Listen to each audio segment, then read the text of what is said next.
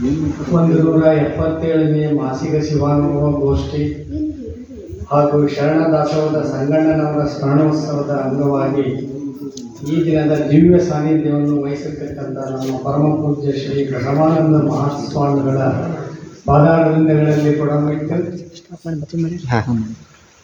ಮುಖ್ಯ ಅತಿಥಿಗಳಾದ ಶ್ರೀ ಮನವಳ್ಳಿಯವರೇ,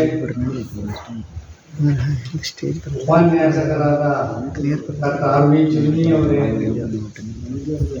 ಶಿವಾನಂದ ಬಳ್ಳೂರವರೇ, ರಮೇಶ್ ಕುಂಬರಗುಡ್ಡಿಯವರೇ, ಶ್ರೀಮತಿ ಫಕೀರವ್ವ ಬಸಪ್ಪ ಅಂಗಡಿಯವರೇ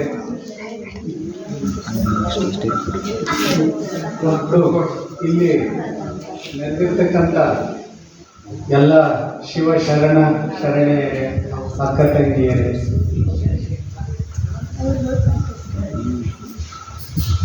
ನನ್ನ ಮತ್ತು ಶ್ರೀ ಬಸವಾನಂದ ಮಹಾಸ್ವಾಮೀಜಿಯವರ ಒಡನಾಟ ಸುಮಾರು 22 ವರ್ಷಗಳ ಹಿಂದಿಂದು. ಇವತ್ತೇ ನಾನು ಈ ಮನಗುಂಡಿಗೆ ಬರುವ ಒಂದು ಅವಕಾಶ ಸಿಕ್ತು. ಗುರುಗಳಿಗೆ ಹೇಳಿದಾಗ ಈ ಥರ ಬರಬೇಕು ಅಂತ ನಾನು ಒಲ್ಲೆ ಅಂತಕ್ಕಂಥ ಒಂದು ಮಾತು ಬರಲೇ ಇಲ್ಲ. ಯಾಕಂದರೆ ಇತ್ತೀಚಿನ ಒಂದು ದಿನಗಳಲ್ಲಿ ಸ್ವಲ್ಪ ಬೆನ್ನು ನೋವು ಬಂದಿದೆ. ಅದರಿಂದ ಮನೆಯಲ್ಲೆಲ್ಲ ಬೇಡ ಅಂತ ಹೇಳ್ತಿದ್ರು. ಇಲ್ಲ, ನಾನು ಡ್ರೈವರ್ ಕರ್ಕೊಂಡು ಹೋಗ್ತೀನಿ, ಸ್ವಾಮಿಗಳು ಕರ್ಕೊಂಡು ಅಂದ್ರೆ ನಾನು ಒಲ್ಲೆ ಅನ್ನೋಕ್ಕಾಗದೇ ಇಲ್ಲ, ಹೋಗಲೇಬೇಕು ನಾನು ಅಂತ ಬಂದೆ. ಸದ್ಯ ಯಾವುದೂ ತೊಂದರೆ ಆಗಲಿಲ್ಲ. ನಿನ್ನೆ ಬಂದು ಉಳ್ಕೊಂಡೆ. ನಮ್ಮ ಡ್ರೈವರು ಭಾಳ ಆರಾಮಾಗಿ ಸಾವಕಾಶವಾಗಿ ಡ್ರೈವ್ ಮಾಡ್ಕೊಂಡು ಕರ್ಕೊಂಡು ಬಂದ. ಪೂಜ್ಯ ಸ್ವಾಮಿಗಳು 22 ವರ್ಷದಿಂದ ನಮ್ಮ ದೆಹಲಿಗೆ ಬಂದಿದ್ದರು. ಅಲ್ಲಿ ಅವರು ಆಧ್ಯಾತ್ಮ, ಪಾರಮಾರ್ಥ ಇದ್ರ ಬಗ್ಗೆ ಹರಿದ್ವಾರ ಮತ್ತು ಋಷಿಕೇಶ ಈ ಎಲ್ಲ ದೇವಭೂಮಿಯಲ್ಲಿ ತಮ್ಮ ಪಾಂಡಿತ್ಯವನ್ನು ತುಂಬ ಉನ್ನತ ಮಟ್ಟಕ್ಕೆ ತೆಗೆದುಕೊಂಡು ಹೋದರು. ಅವರಲ್ಲಿ ಅಪಾರ ಜ್ಞಾನ ಇದೆ. ಇದನ್ನು ನಾನು 22 ವರ್ಷದ ಹಿಂದೆನೇ ನೋಡಿದ್ದೆ. ಈಗಂತೂ ಇನ್ನೂ ಅವರ ನೆನಪಿನ ಶಕ್ತಿ ಮುಂದೆ ನಾನು ಇದುವರೆಗೂ ಸುಮಾರು 35 ವರ್ಷ ನಾನು ನಮ್ಮ ಭಾರತ ಸರ್ಕಾರದ ಸೇವೆಯಲ್ಲಿ ಡೆಲ್ಲಿನಲ್ಲೇ ಕೆಲಸ ಮಾಡಿದೆ. ನನ್ನ ಸಹಪಾಠಿಗಳಾಗಲಿ, ನನ್ನ ಜೊತೆ ಕೆಲಸ ಮಾಡಿದರಾಗಲಿ, ನಮ್ಮ ಸಂಬಂಧಿಕರಾಗಲಿ ಯಾರಲ್ಲೂ ಇಷ್ಟು ನೆನಪಿನ ಶಕ್ತಿಯನ್ನು ನಾನು ಕಂಡಿಲ್ಲ.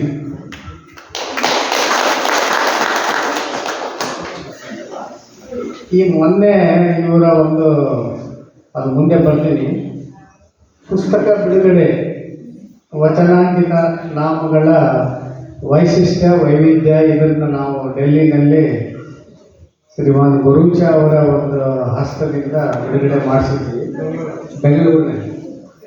ಅಲ್ಲಿ ಒಂದಿದೆ. ಆವಾಗ ಒಂದು ಮಾತು ಹೇಳಿದ್ರು, ಈ ವಿಷಯ ನಾನು ಮುಂದೆ ಬರ್ತೀನಿ. ಅದೊಂದು ನೀವು ಒಂದು ಸಾಮಾನು ನನಗೆ ತಂದು ಕೊಟ್ಟಿದ್ದೀರಿ 22 ವರ್ಷದಿಂದ ಅಂತ ನನಗೆ ಮತ್ತೆ ಹೋಗ್ಬಿಟ್ಟಿದ್ದೆ. ಯಾವ ಸಾಮಾನು ಅದು ಅವ್ರು ಹೇಳಿದರು ಮಶ್ರೂಮ್ ಅಂತ. ಅಂದರೆ ಅದು ನಾವು ಮಾತಾಡಬೇಕಾದ್ರೆ ನಮ್ಮ ಭಾರತೀಯ ಕೃಷಿ ಅನುಸಂಧಾನ ಪರಿಷತ್ತಿನಲ್ಲಿ 100 ಸಂಸ್ಥೆಗಳಿದ್ದಾವೆ. ನಿಮ್ಮ ಧಾರವಾಡದಲ್ಲಿ ಇದ್ದಾವೆ. ಮತ್ತು ಧಾರವಾಡದ ಕೃಷಿ ವಿಶ್ವವಿದ್ಯಾಲಯವನ್ನು ಕೂಡ ನಮ್ಮ Indian council of agriculture research, ಭಾರತೀಯ ಕೃಷಿ ಅನುಸಂಧಾನ ಪರಿಷತ್ತು ಎಲ್ಲ ಥರದ ಒಂದು ಸಹಕಾರ ಕೊಟ್ಟು ಅದನ್ನು ಬೆಳೆಸ್ತಾ ಬರ್ತಾ ಇದೆ. ಈ ವಿಷಯಗಳನ್ನ ನಾನು ಮುಂದೆ ಬರ್ತೇನೆ. ಆ ಮಶ್ರೂಮ್ ಅನ್ನೋದು ನ್ಯಾಷನಲ್ ರಿಸರ್ಚ್ ಸೆಂಟರ್ ಇದೆ ಹಿಮಾಚಲ ಪ್ರದೇಶದಲ್ಲಿ. ಅದು ಬೆಳೆದದ್ರ ಬಗ್ಗೆ ನಾನು ಮಾತಾಡಿರ್ಬೋದು. ಯಾವುದೋ ಮಾತು ನಾನು ಮರ್ತ್ಬಿಟ್ಟಿದ್ದೀನಿ. ಬಟ್ ಅವರು ಗುರುಗಳು ನೆನಪು ಮಾಡ್ಕೊಂಡು ಹೇಳಿದರು. ಅಂದರೆ ಅವರ ನೆನಪಿನ ಶಕ್ತಿ 22 ವರ್ಷದಿಂದ ನಾನು ಮತ್ತೆ ಹೋಗಿದೆ. ಎಷ್ಟೋ ಸಾವಿರಾರು ಜನಗಳು ಭೇಟಿಯಾಗಿರ್ತಾನೆ, ಹೋಗಿರ್ತೇನೆ. ಬಟ್ ಅವರು ನನಗಿಂತ ಜಾಸ್ತಿ ಜನರಲ್ಲಿ ಭೇಟಿಯಾಗಿರ್ತಾರೆ. ಆದರೂ ಅವರು ಮರ್ತಲ್ಲ ಈಗ ಮಾತನ ಅದನ್ನ ಹೇಳಲಿಕ್ಕೆ ಮಾತ್ರ. ಇವರ ಪರಿಚಯ ಆಗಿದ್ದು ನನಗೆ, ಇವರು ಮೊದಲು ತಮ್ಮನ್ನು ತಾವು ಗದಗಿನ ತೋಂಟೆಗಾರ ಮಠದಿಂದ ಗುರುತಿಸಿಕೊಂಡಿದ್ದರು. ಆ ಮೂಲಕವಾಗಿ ದೆಹಲಿಗೆ ಬಂದರು. ಆಗ ನಾನು ಸ್ವಾಮಿಗಳ ಹತ್ರ ಹೇಳಿದ್ದೆ, ಒಂದು ಹಿಂದಿನ ಶತಮಾನದಲ್ಲೇ ನಮ್ಮ ಮೈಸೂರಿನ ಶಿವಾನಂದ ಸ್ವಾಮಿಗಳು ಅಂತ ಒಬ್ಬರಿದ್ದರು. ಅವರು ಈ ಶಿವಾನುಭವದ ಬಗ್ಗೆ ತುಂಬ ತಿಳ್ಕೊಂಡಿದ್ದರು. ಇಲ್ಲಿಂದ ಮೈಸೂರಿನಿಂದ ಹೋಗಿ ಹರಿದ್ವಾರ, ಋಷಿಕೇಶ ಹರಿದ್ವಾರ ನೋಡಿ, ಋಷಿಕೇಶದಲ್ಲಿ ಒಂದು ಶಿವಾನಂದ ಆಶ್ರಮ ಅಂತ ತೆಗೆದಿದೆ. ನಮ್ಮಲ್ಲಿಂದ ಎಷ್ಟೋ ಸ್ವಾಮಿಗಳಾಗಬೇಕು ಅಂತ ಅನಿಸ್ಕೊಂಡರು. ಆ ಶಿವಾನಂದ ಆಶ್ರಮದಲ್ಲಿ ಉಳಿದು ಬಿಟ್ಟು ಅಧ್ಯಯನ ಮಾಡಿದರು. ಅಲ್ಲಿ ನಮ್ಮ ಸ್ವಾಮಿಗಳನ್ನು ನಾವು ಶಾಂತಿ ಕುಂಜ ಅಂತ ಒಂದಿದೆ, ಅಲ್ಲಿ ಹರಿದ್ವಾರ ಮತ್ತು ಋಷಿಕೇಶಗಳ ನಡುವೆ ಗಂಗಾ ನದಿಯ ದಡದಲ್ಲಿ ತುಂಬ ಒಳ್ಳೆಯ ಜಾಗ. ನಿಮಗೇನಾದರೂ ಈ ಪ್ರಾಪಂಚಿಕ ಒಂದು ಇದರಿಂದ ಮರೆತು ಒಂದು ವಾರ ಇರಬೇಕು ಅಂತ ಅನಿಸಿದರೆ ಶಾಂತಿ ಕುಂಜಕ್ಕೆ ಹೋಗ್ರಿ. ಯೂಟ್ಯೂಬ್ನಲ್ಲಿ ಯಾವುದೇ ಇದರಲ್ಲಾದರೂ ಶಾಂತಿ ಕುಂಜ ಅಂತ ಟೈಪ್ ಮಾಡಿದ್ರೆ ಎಲ್ಲ ಬರುತ್ತೆ. ಪೂಜ್ಯರು ಅಲ್ಲಿ ಇದ್ದರೂ ಕೂಡ. ಮತ್ತು ಇವರ ಸಹಚರಾದ ಒಬ್ಬ ನಿರಂಜನ ಸ್ವಾಮಿಗಳು ಅಂತ ಮೊನ್ನೆ ಮಾತಾಡಿದ ಬುದ್ಧಿ ತಮ್ಮ ಬಗ್ಗೆ ಅವ್ರು ಹೇಳಿದರು, ನಮ್ಮ ಭಾಳ ಒಡನಾಟಗಳು ಅವರು, ನಾವು ಅವರು ಒಟ್ಟಿಗೆ ಇದ್ವಿ ಅಂತಂದೆಲ್ಲ ತಮ್ಮ ಬಗ್ಗೆ ಹೇಳಿ ನೆನಪಿಸ್ಕೊಂಡು ಈಗ ಅವರು ಬಿಜಾಪುರ ಜಿಲ್ಲೆಯಲ್ಲಿ ಇದ್ದಾರಂತೆ. ಈ ತೋಂಟಗಾರ ಮಠದಿಂದ ಬಂದಾಗ ಆಗ ತಾನೇ 5 ಜಗದ್ಗುರುಗಳು ಬಂದಿದ್ರು ಅಲ್ಲಿಗೆ, ಈ ಸ್ವಾಮಿಗಳು ಬರೋದಕ್ಕಿಂತ ಸ್ವಲ್ಪ ದಿನ ಮುಂಚೆ. ತೋಂಟಗಾರ ಮಠದ ಹಿಂದಿನ ಸಿದ್ಧಲಿಂಗ ಸ್ವಾಮಿಗಳು, ನಾಗನೂರು ಸ್ವಾಮಿಗಳು ರುದ್ರಾಕ್ಷಿ ಪೀಠದ, ಇಳಕಲ್ಲಿನ ಮಹಾಂತೇಶ ಸ್ವಾಮಿಗಳು, ಹಾಗೂ ಕಾರಂಜಿ ಮಠ ಅಂತ ಒಂದಿದೆ ಬೆಳಗಾವಿನಲ್ಲಿ ಅವರು. ಇನ್ನೊಬ್ಬರು ನಮ್ಮ ಕರ್ನಾಟಕ ಮತ್ತು ಮಹಾರಾಷ್ಟ್ರ ಬಾರ್ಡರ್ನಲ್ಲಿ ಒಂದು ಯಾವುದೋ ಮಠ, ಅದು ಮರ್ತು ಬಿಟ್ಟಿದೆ, ಹೇಳಬೇಕು. ಅವರು ಬಂದಿದ್ದರು. ಯಾಕೆ ಬಂದಿದ್ದರು ಅಂದರೆ, ಡೆಲ್ಲಿನಲ್ಲಿ ಕೆಲವು ಜನ ಹಿಂದುಳಿದವರು ನಮ್ಮ ತೋಟಗಾರ ಮಠಕ್ಕೆ ಬಂದು ಇಲ್ಲಿದೆಲ್ಲ ನೋಡಿ ನಾವು ವೀರಶೈವರು ಹಾಕ್ಬೇಕು ಅಂತ ಅದವಿ ಅಂತ ಇವ್ರಿಗೆ ಭಾಳ ಇದಾಯಿತು, ಖುಷಿ ಆಯಿತು. ಅವರು ಜಾಟವ್ ಜನಾಂಗದವರು. ಇಲ್ಲಿ ನಮ್ಮ ಗುರುಗಳಿಗೆ ಜಾಟ್ ಮತ್ತು ಜಾಟವ್ನಲ್ಲಿ ಸ್ವಲ್ಪ ಕನ್ಫ್ಯೂಸ್ ಆಯಿತು ಸಿದ್ಧಲಿಂಗ ಸ್ವಾಮಿಗಳಿಗೆ. ಅದು ನಾನು ಹೇಳಿದೆ. ಆದರೆ ಅದೆಲ್ಲ ಮುಗಿದೋಗಿತ್ತು, ಪ್ರಿಂಟ್ ಆಗಿದ್ದು ಎಲ್ಲ ಕರೆಸಿದ್ದು, ಅರವಿಂದ್ ಜೊತೆಯವ್ರಿಗೆ ಹೇಳಿ ಆಗಿತ್ತು, 1,000 ಕರಡಿಗಳನ್ನು ತಯಾರು ಮಾಡಿಸಿ ಆಗಿತ್ತು ಎಲ್ಲ. ಸೊ ಜಾಟ್ ಅಂದರೆ ನಮ್ಮ ಲಿಂಗಾಯತರ ಹಾಗೆ ಕೃಷಿಕರು. ಹರಿಯಾಣ, ಸ್ವಲ್ಪ ಪಂಜಾಬ್, ಉತ್ತರ ಪ್ರದೇಶದಲ್ಲಿ, ರಾಜಸ್ಥಾನದಲ್ಲಿ ಸೀಕರ್ ಅಂತಕ್ಕಂಥ ಒಂದು ಡಿಸ್ಟಿಕ್ನಲ್ಲಿ ಇರುತ್ತೆ ಜಾಟ್. ಕೃಷಿಕರು ಇವರೆಲ್ಲ, ಎಲ್ಲರೂ ಸಸ್ಯಾಹಾರಿಗಳು. ಅವರ ಜೀವನ ನಾನು ತುಂಬ ಅಂದರೆ ನಾನು 35 ವರ್ಷ ಉತ್ತರ ಇಂಡಿಯಾದಲ್ಲಿ ಕೆಲಸ ಮಾಡಿದ್ದರಿಂದ ಎಲ್ಲ ಏರಿಯಾಗಳಿಗೆ ನಾನು ಭೇಟಿ ಕೊಟ್ಟಿದ್ದೀನಿ. ಸೊ ಇವರು ಜಾಟವು ಅಂದರೆ ಹಿಂದುಳಿದರು, ಒಳ್ಳೆಯದು ಅದು ಕೂಡ. ಯಾಕಂದ್ರೆ ನಾವು ಹಿಂದುಳಿದನ್ನು ಮುಂದೆ ತರಬೇಕು ಅನ್ನೋ ಒಂದು ಈ ನಿಟ್ಟಿನಲ್ಲಿ ಜಾಟವು ಅವರು ಚಮ್ಮಾರು, ಚಪ್ಪಲಿ ಮಾಡ್ತಕ್ಕಂಥ ಇದರದು, ನಮ್ಮಲ್ಲಿ ಮಾದರು ಅಂತ ಕರಿತೇವಲ್ಲ ಆ ಥರ.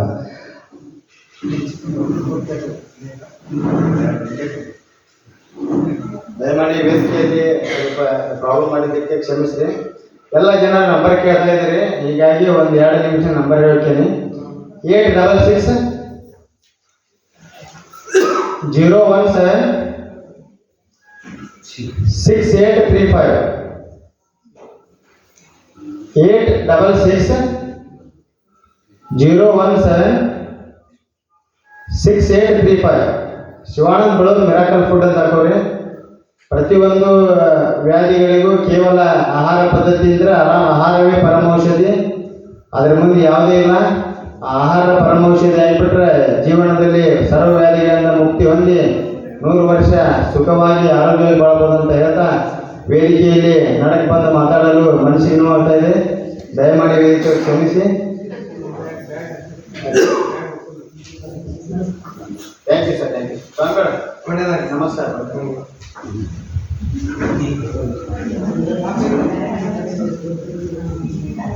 ಈ ಥರ ಒಂದು ಸಮಾಜ ಸುಧಾರಣೆಗೆ ಈ 5 ಜನ ಸ್ವಾಮಿಗಳು ಬಂದು ಅಲ್ಲಿ 1,000 ಜನಕ್ಕೆ ಇಷ್ಟಲಿಂಗ ಪೂಜೆಯನ್ನು ಹೇಳಿಕೊಟ್ಟು ಅವರಿಗೆ ಬೆಳ್ಳಿಯ ಕರಡಿಗೆಯನ್ನು ನಮ್ಮ ಅರವಿಂದ್ ಜತ್ತಿಯವರು ಮಾಡಿ ಒಳ್ಳೆ ಚೆನ್ನಾಗಿ ಫಂಕ್ಷನ್ನು ನಡೀತು.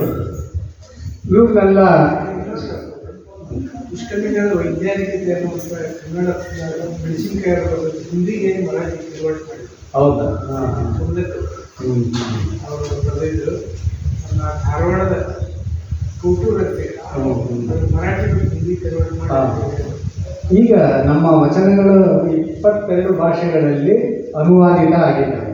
ನಮ್ಮ ಕನ್ನಡದ ಬಸವಣ್ಣನವರು ಬಸವಾದಿ ಪ್ರಥಮರು ಬರೆದ ಎಲ್ಲ ಶಿವಶರಣ ವಚನಗಳು 22 ಭಾಷೆಯಲ್ಲಿ ನಮ್ಮ ಬಸವ ಅರವಿಂದ್ ಜತ್ತಿಯವರ ನೇತೃತ್ವದಲ್ಲಿ ಅವನ್ನ ತರ್ಜುಮೆ ಮಾಡಿಸಿ ಬೇರೆ ಭಾಷೆಗೆ, ಅಷ್ಟೇ ಅಲ್ಲ ಹೊರದೇಶಗಳಲ್ಲಿಯೂ ಕೂಡ ಪರ್ಷಿಯನ್ ಭಾಷೆಯಲ್ಲಿ ಕೂಡ ನಮ್ಮ ಕನ್ನಡದ ವಚನಗಳ ತರ್ಜುಮೆ ಆಗಿದ್ದಾವೆ.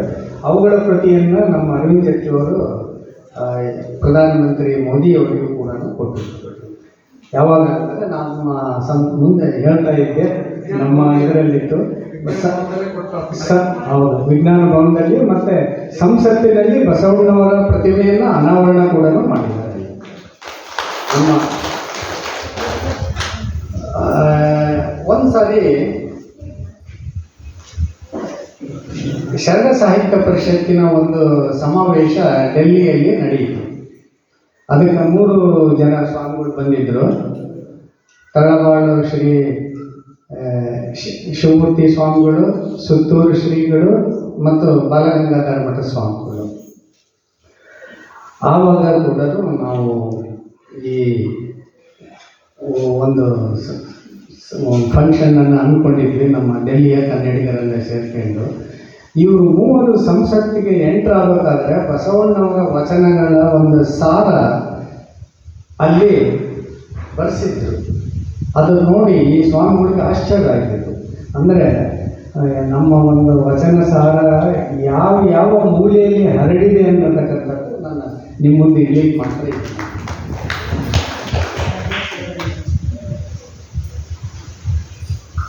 ಇನ್ನೊಂದು ಮಾತು ಹೇಳಬೇಕು ಅಂದರೆ, ನಮ್ಮ ದೆಹಲಿಯಲ್ಲಿ ನಾಗ್ಪಾಲ್ ಬಾಬಾ ಅಂತ ಒಬ್ಬರು, ಅವ್ರ ಹೆಸರು ನಾಗ್ಪಾಲ್ ಅಲ್ಲ, ಅವರು ಗುಲ್ಬರ್ಗದ ಚಿಂಚೋಳಿ ತಾಲೂಕಿನ ನಾಗಪ್ಪ ಸ್ವಾಮಿಗಳು ಅಂತ.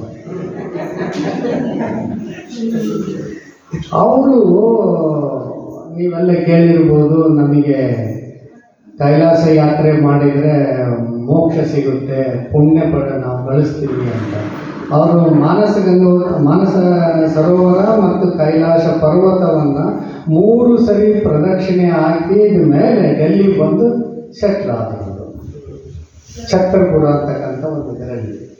ಈಗಲೂ ನೀವು ಯಾರಾದರೂ ಡೆಲ್ಲಿಗೆ ಹೋದರೆ ಛತ್ರಪುರ ಮಂದಿರ ಅಂತ ಕೇಳಿ ನಿಮ್ಮ ಟೂರಿಸ್ಟ್ ಇವ್ರನ್ನೆಲ್ಲ ತೋರಿಸ್ತಾರೆ. ಭಾಳ ಚೆನ್ನಾಗಿದೆ. ಅವರ ಪ್ರತಿಮೆ ಇದೆ ನಾಗಪ್ಪ ಸ್ವಾಮಿಗಳದ್ದು. ಆಮೇಲೆ ಅಲ್ಲಿ ನಮ್ಮ ಇವರು ಕಾಶಿಪೀಠದ ಡಾಕ್ಟರ್ ಚಂದ್ರಶೇಖರ ಸ್ವಾಮಿಗಳು ಬಂದು ಅದನ್ನು ತಮ್ಮ ಇದನ್ನು ತಗೋಬೇಕು ಅಂತ ನಾಗಪ್ಪ ಸ್ವಾಮಿಗಳು ಹೇಳಿದರು. ಅವಾಗೆಲ್ಲ ನಾವು ಅಲ್ಲೇ ಇದ್ವಿ. ಆಮೇಲೆ ಒಬ್ಬ ಬುದ್ಧಿ ತನಗೂ ಗೊತ್ತಿರ್ಬೋದು, ಮಹೇಶ್ವರ ದೇವರು ಅಂತ ಕಾಶಿಯಲ್ಲಿ ಓದ್ತಾ ಇದ್ದರು. ಅವ್ರನ್ನೇನೋ ಮಾಡಬೇಕು ಅಂತಕ್ಕಂಥದ್ದು, ಆದರೆ ಆಗಲಿಲ್ಲ. ಈಗ ನಮ್ಮ ವೀರಶೈವರ ಕೈಯಲ್ಲಿ ಅದು ಇಲ್ಲ, ಬಿಟ್ಟು ಹೋಯಿತು. ಸೊ ಮತ್ತೆ ನಂತರ ಇವನ್ನೆಲ್ಲ ಯಾಕೆ ಹೇಳ್ತೇನೆ ಅಂದರೆ, ನಾನು ಡೆಲ್ಲಿಯಲ್ಲಿ ಇದ್ಕೊಂಡು ಶಿವಾನುಭವ ಒಂದು ಇದನ್ನು ಹೇಗೆ ನಾನು ಪಡ್ಕೊಂಡೆ ಅಂತಕ್ಕಂಥ ತಮ್ಮ ಮುಂದೆ ಇರ್ತಾರೆ. ನಮ್ಮ ಶ್ರೀಗಳು ಇಲ್ಲಿಂದ ಅಲ್ಲಿ ಬಂದು ತುಂಬ ಹಿಂದೆ ಶ್ರೀಶೈಲ ಉಪಮಠದ ಒಂದು ಹುಟ್ಗಿ ಮಹಾಸಂಸ್ಥಾನ ಅಂತ ಯೋಗಿ ರಾಜೇಂದ್ರ ಸ್ವಾಮಿಗಳು ಅಂತ ಇದ್ದರು. ಹುಟ್ಗಿ ಮಹಾಸಂಸ್ಥಾನ ಬಿಜಾಪುರ ಡಿಸ್ಟಿಕ್ಕು. ಅವ್ರದ್ದು ಮೂಲ ಮಠ ಅಲ್ಲಿದೆ, ಸೊಲ್ಲಾಪುರದಲ್ಲಿ ಅವರು. ನಾನು ಅವ್ರದ್ದು ಒಂದು ಸ್ಕೂಲ್ ತೆಗೆದ್ರು, ಅದರದ್ದು ಚೇರ್ಮನ್ ಆಗಿ ನಾನು ಸುಮಾರು 26 ವರ್ಷ ಅಲ್ಲಿ ಡೆಲ್ಲಿನಲ್ಲಿ ಕೆಲಸ ಮಾಡಿದೆ.